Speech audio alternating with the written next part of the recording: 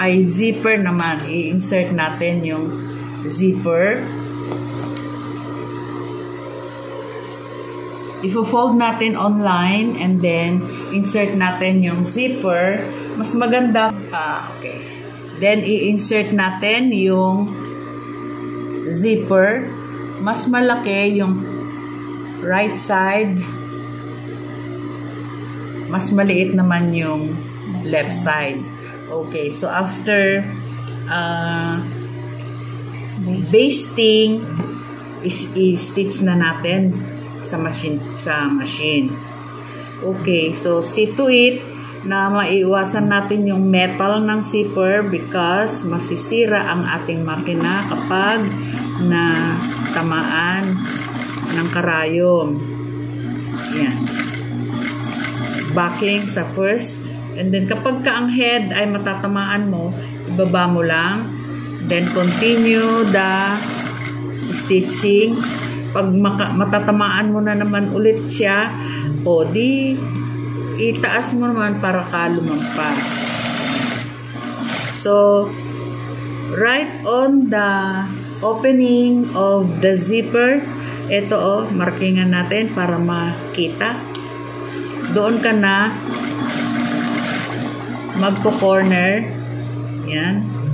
Pero si tuit na yung metal ng zipper ay hindi tatamaan. Okay? Go. Matatouch mo naman eh. Ayan. One more. Yun. So, naka-overlap yung top. And then, dito sa kabila ay maliit lang ang stitches.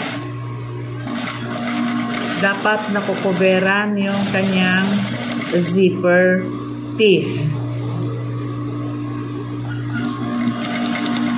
Okay, then backing. Yan. Remove na natin yung ating stitches. Zipper.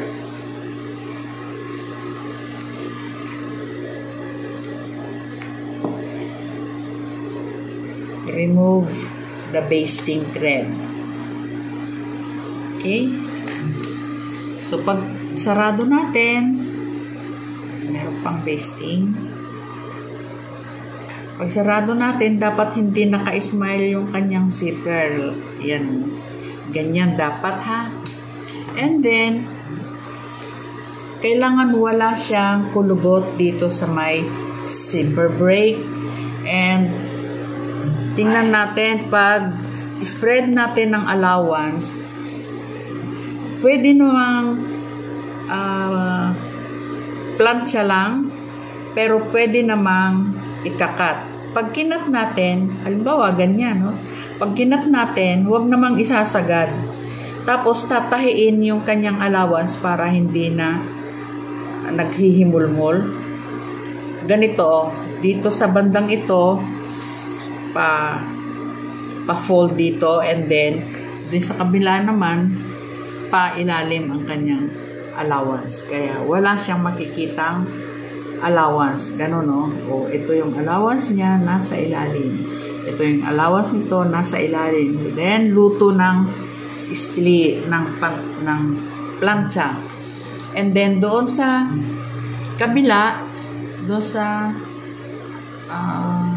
right side, doon sa top side, i-close natin. Close ang tawag niyan. Pabaligtad ang tahi. Halimbawa, ito pabaligtad ang tahi. Ifo-fold natin sa right side and then tahi natin sa wrong side. Ayan. Following the line. Then, reverse. Alisin natin lagi ang kanyang excess thread and then reverse. Finish na siya. Yan. Etong excess na to, ilalagay natin sa loob pag naghilit na. And then the other side, yung tinahian natin ng 1/2 inch kanina, itatapat lang natin. Check natin kung tapat ng kanyang, ayun o, katapat ng kanyang lines. Okay, itatapat lang natin. Fold, following the lines. Ganon. Okay, so this is our slit at the back. Now,